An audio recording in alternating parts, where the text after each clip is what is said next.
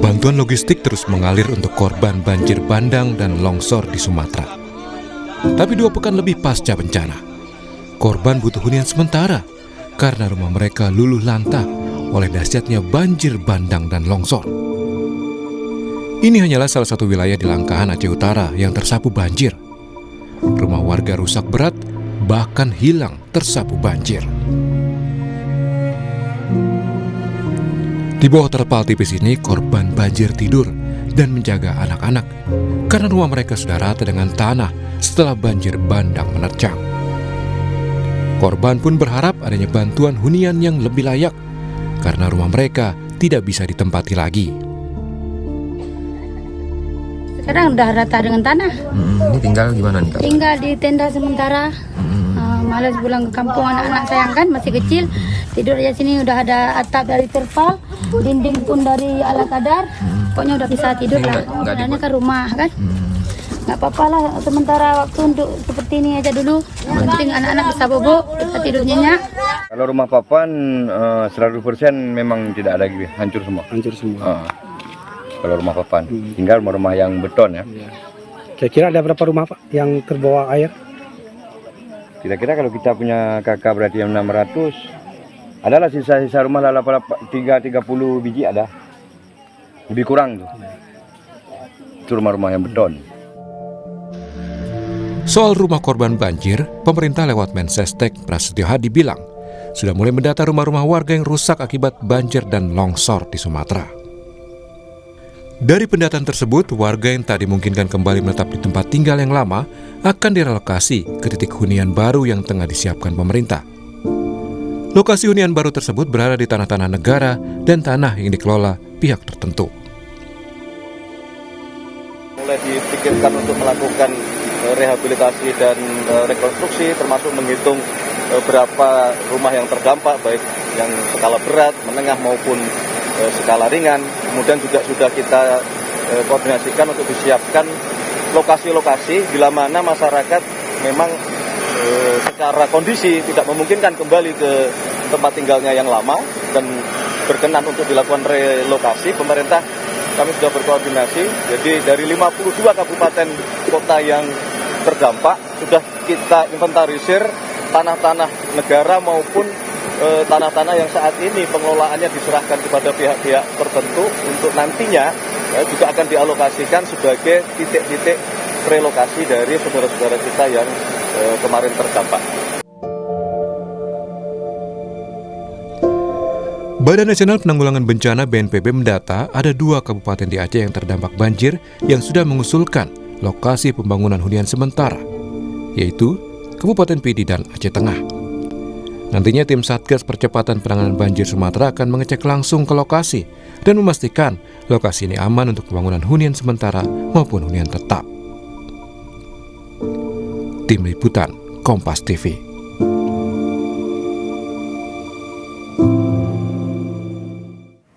Dan saudara, kita sudah bergabung bersama Wakil Ketua Komisi 5 DPR RI fraksi PKB, Saiful Huda. Selamat pagi Pak Saiful.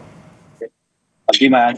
Ya, Pak Saiful, kita bicara soal penanganan pasca banjir di 3 provinsi. Tentunya bukan hal yang sederhana dan juga mudah dilakukan. Ini kalau tidak salah kemarin sudah Komisi 5 ya Pak ya, ke 3 provinsi yang terdampak banjir di Sumatera. Seperti apa Pak hasil pemantauan di sana? Ya, yang pertama kita apresiasi banyak pihak stakeholder dalam masa tanggap darurat ini. Semua upaya sudah dilakukan. Dan dari titik-titik banjir dan longsor yang parah relatif sudah bisa ditangani dengan baik. Nah, tapi sekali lagi ini baru masa tanggap darurat, kita akan memasuki terkait dengan rehabilitasi dan rekonstruksi. Nah, pada tahap ini saya kira kita apresiasi langkah cepat dari pemerintah untuk secepatnya merelokasi rumah-rumah hunian yang sudah disampaikan secara terbuka oleh Pak Presiden dan pemerintah akan menyiapkan rumah hunian baru bagi semua masyarakat yang kena dampak dari banjir dan longsor ini, terutama yang rumahnya sudah tidak layak huni.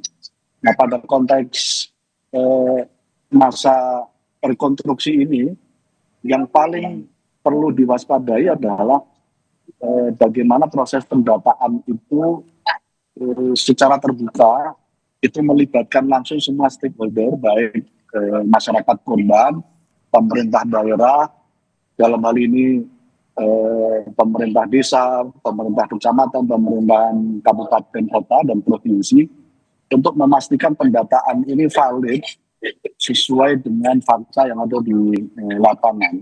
Karena ini kunci, karena begitu ini tidak berjalan dengan baik, ada risiko yang selama ini seringkali berbagai peristiwa gempa dan seterusnya, itu ada silang pendapat yang akhirnya melahirkan persoalan di lapangan. Ini yang pertama. Yang kedua, kita ingin apa yang disampaikan oleh Pak Mensesnek tadi terkait dengan inventarisasi aset tanah yang dimiliki oleh pemerintah, betul-betul harus diprioritaskan tanah yang memang dekat dengan aktivitas ekonomi yang selama ini menjadi jantung pekerjaan masyarakat kita. Karena ini penting, kalau bisa saya kira dilakukan pemetaan secara khusus, semua stakeholder pemerintah terlibat, mana tanah yang strategis dan potensinya tidak akan terjadi lagi terkena dampak dari banjir dan longsor. Ini penting dipetakan betul. Karena kedekatan dari relokasi dan rumah hunian baru ini dengan aktivitas ekonomi menjadi kunci juga.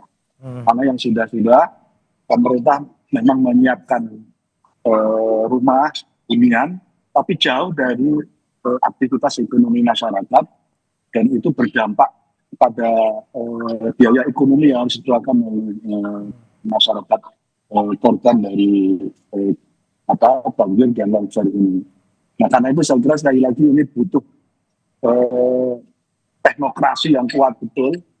Jadi saya kira Kementerian Teknis perlu duduk bersama memastikan jangan hanya sekedar terbangun, tapi ini semangatnya adalah dunia masa depan bagi masyarakat kita yang kena dampak, saat yang sama memastikan aktivitas ekonomi mereka bisa berjalan dengan baik tanpa menambah kos atau biaya ekonomi yang harus dikeluarkan karena misalnya tempatnya yang jauh dari aktivitas ekonomi masyarakat kita. Baik, sementara Pak Saiful, apakah sudah ada komunikasi dengan Kementerian PKP terkait dengan lokasinya, kemudian jumlah yang harus direlokasi ataupun direnovasi, dan juga di mana tempat-tempatnya yang sekiranya lebih strategis dari segi lokasi maupun juga aman dari ancaman longsor ataupun banjir? Ya, setahu kami di Komisi 5, Pak Presiden langsung menunjuk Kementerian Teknis termasuk Kementerian Perumahan untuk langsung ngambil langkah-langkah, terutama tadi itu langkah-langkah untuk memastikan koordinasi pendataan di lapangan. Kadang yang terjadi masyarakat yang rumahnya masih bertahan bisa dihuni, kadang juga ingin menjadi bagian dari masyarakat yang lain mendapatkan rumah hunian baru ini. Nah, pada konteks ini perlu disampaikan, disosialisasikan secara baik, semua media dipakai, semua jaringan pemerintah dipakai, melibatkan tokoh-tokoh masyarakat. Nah, ini kan masih pada tahap tanggap darurat, Mas. Jadi ini fase pasca tanggap darurat. Tapi saya setuju ini kita kerja paralel, pemerintah kerja paralel di saat tanggap darurat ini. Apa yang sudah bisa dilakukan dalam rangka untuk memasuki tahap rehabilitasi dan rekonstruksi, saya kira dikerjakan dari sekarang. Tadi apa yang disebutkan oleh masyarakat tadi, misalnya pendataan yang sudah konkret, misalnya dari rata-rata dari 800 atau 1000 yang bertahan hanya 30 dan seterusnya tadi itu, saya kira menjadi sangat penting sekali. Betul-betul pendataan, teman-teman Kemendagri terlibat penuh, teman-teman dari PU, Kementerian Perumahan bisa bekerja dengan maksimal. Baik, Pak Syaiful, ini juga yang menjadi kita kita nantikan gitu ya Pak ya. Ini bagaimana kemudian ini bisa berjalan sesegera mungkin, tapi juga jangan sampai terbangun seadanya gitu. Kan ada target juga dari pemerintah. Pak Prabowo juga bilang kalau bisa kurang dari 6 bulan ya kurang dari 6 bulan. Tapi jika melihat situasi sekarang dan juga kita melihat teknis di lapangan, apakah mungkin kita bisa mencapai semua hunian sementara ini terbangun dalam waktu kurang dari 6 bulan? Nah, tentu ini saya kira perlu dijawab, baik optimisme maupun pesimisme ini perlu dijawab secara teknokratis oleh semua kementerian teknis untuk membantu apa yang diinginkan oleh Pak Presiden. Nah, pada masa transisi sebelum mereka mendapatkan rumah hunian ini, jangan sampai mengejar rumah hunian lalu ada risiko pembangunan yang tidak sesuai dengan spek pembangunan. Tapi setahu saya Kementerian Perumahan punya semacam rumah modular, rumah yang kira-kira memang tidak perlu lama untuk dibangun. Jadi sudah ada semacam rumah yang mungkin tidak butuh waktu lama, mungkin bisa cukup 2 minggu, 3 minggu. Itu artinya yang perlu sekarang difokuskan adalah pencarian tanah aset milik pemerintah. Tapi dalam konteks ini betul-betul koordinasi dulu. Pemerintah pusat dengan kabupaten kota menjadi sangat penting sekali. Nah, dalam masa transisi ini tidak ada salahnya. Misalnya pemerintah memberikan fasilitasi sementara, rumah yang bisa diakses oleh masyarakat, hunian sementara sebelum mereka mendapatkan hunian baru yang nanti akan dibangun oleh pemerintah. Baik, kemudian ini juga masalahnya juga pasti soal anggaran nih Pak Syaiful. Disebutkan juga bahwa untuk target hunian sementaranya itu 30 juta rupiah per rumah ataupun per hunian gitu ya. Sementara untuk yang renovasi ini sekitar 60 juta gitu ya kalau kita sudah lihat angkanya. Kalau menurut Anda nih Pak Syaiful, dengan jumlah sekian seperti itu, di satu sisi bisa cukup untuk bisa mengcover semua korban, dan di sisi lain bagaimana dengan beban anggaran kita juga? Sebenarnya relatif tidak ada masalah kalau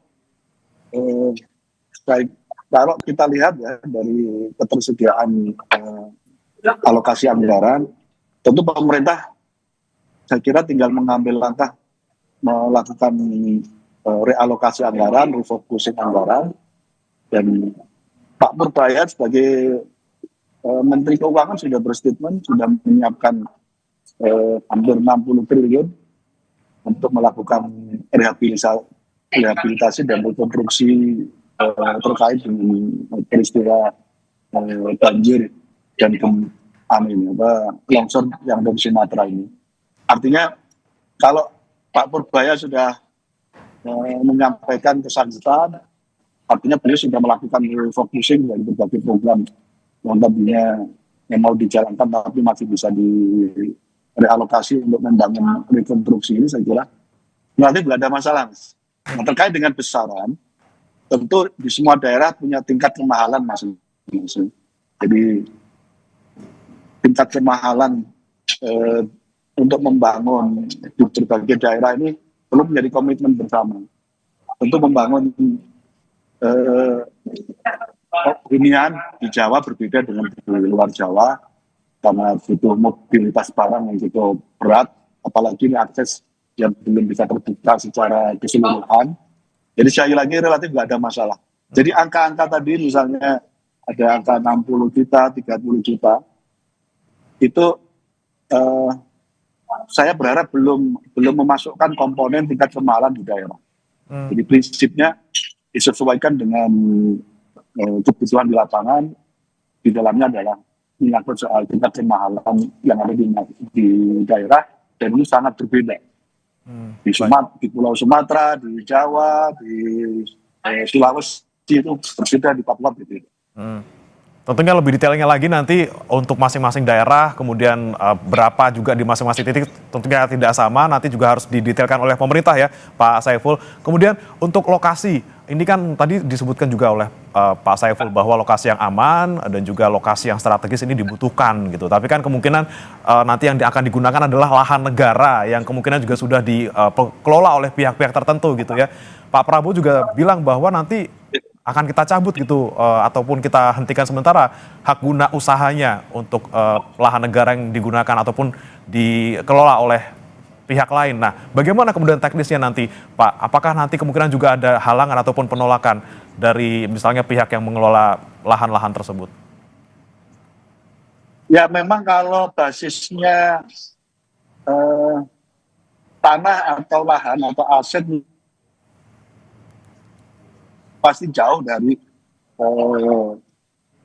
posisi strategis pusat ekonomi yang ada di kabupaten kota masing-masing. Nah pada konteks itu menjadi penting yang tadi saya sampaikan koordinasi dengan pemerintah daerah. Nah, setahu kami aset pemerintah kabupaten kota dan provinsi itu kadang relatif dekat dengan pusat-pusat strategis yang ada di kabupaten kota masing-masing. Nah karena itu opsi menyangkut soal mana lahan tanah yang bisa dipakai dan strategis, itu salah satu poin pentingnya memang kesediaan dan kerelaan pemerintah daerah kabupaten kota untuk menghibahkan aset yang mereka punya. Karena rata-rata relatif pemerintah daerah punya tempat-tempat strategis yang hampir pasti menurut saya dekat dengan aktivitas permukiman masyarakat.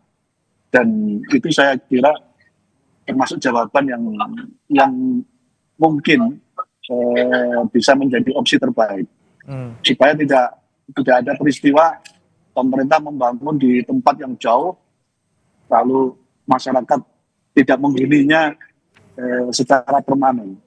Jadi ini penting sekali. Jadi perspektif ini, cara pandang ini bahwa pemerintah siap akan membangun rumah hunian baru. Dan dengan catatan tadi itu di tempat lokasi yang strategis dan biasanya tanah lokasi yang strategis itu milik pemerintah daerah. Saya kira tidak ada salahnya pemerintah daerah memberikannya. Baik, ini koordinasi dengan pemerintah daerah tentunya harus tetap dilakukan untuk tadi menentukan lokasi yang tepat, kemudian juga pendataan lagi-lagi yang butuh yang mana, berapa jumlahnya, dan juga biayanya juga harus didetailkan lagi untuk masing-masing daerah. Dan tentunya nanti setelah ini bagaimana kemudian mereka juga bisa menempati hunian lain yang permanen seperti itu. Terima kasih Pak Saiful Huda, Wakil Ketua Komisi 5 DPR RI sudah bergabung bersama kami di Sapa Indonesia Pagi. Selamat pagi Pak Saiful. Informasi berikutnya saudara masih terkait dengan bencana banjir di Sumatera. Ini pakaian bersih menjadi salah satu yang paling dibutuhkan oleh para korban saat ini. Pakaian bersih memengaruhi kondisi kesehatan korban bencana banjir. Di samping itu mereka juga butuh tempat tinggal yang hilang karena tersapu banjir. Beginilah kondisi posko pembagian pakaian untuk korban terdampak banjir di Kuala Simpang, Kabupaten Aceh Tamiang. Warga membutuhkan pakaian yang layak pasca banjir bandang melanda wilayah mereka. Tak lagi memikirkan kebersihan pakaian, warga memilah baju yang layak untuk dikenakan. Pakaian tergeletak begitu saja dengan kondisi lembab dan terpapar debu. Salah satu pengungsi, Inur, menceritakan kondisi memprihatinkan yang dibutuhkan. Sambil memohon, Inur juga sangat membutuhkan tempat tinggal. Iya, siapa aja boleh. Karena di sini semuanya membutuhkan gitu. Nggak mesti siapa aja tertentu gitu. Semua aja boleh datang ke sini. Kami semua membutuhkan. Mohon Pak Prabowo bantuan rumahnya. Kami butuh rumah. Memprihatinkan, Aceh ini sangat memprihatinkan gitu. Kami butuh rumah. Itu aja untuk tempat kami tinggal gitu. Warga Tamiang butuh rumah. Tak hanya layak pakai, pakaian bersih menjadi salah satu faktor yang mempengaruhi kondisi kesehatan seseorang. Tak jauh dari posko pakaian, posko kesehatan berdiri tegak melayani korban banjir yang mengalami gangguan kesehatan. Dokter menceritakan, banyak pasien yang datang mengeluhkan gangguan pernafasan dan penyakit kulit. Ya, yang pertama di sini karena debunya banyak ya Mbak, jadi kita ada banyak sekali pasien ISPA, batuk, kemudian diare. Diare itu juga banyak anak-anak kecil dan orang tua. Kemudian penyakit kulit itu ada gatal, kutu air, itu hampir semua pasien itu merasakan gatal-gatal. Jadi kita juga akhirnya kekurangan untuk obat-obat yang gatal-gatal itu. Kementerian Kesehatan bilang gelombang kedua bencana adalah penyebaran penyakit. Pakaian bersih, hunian yang layak, hingga kebersihan air dan makanan sangat dibutuhkan oleh pengungsi untuk terhindar dari sakit. Alvania Rizky, Arif Rahman, Kompas TV, Aceh Tamiang, Aceh.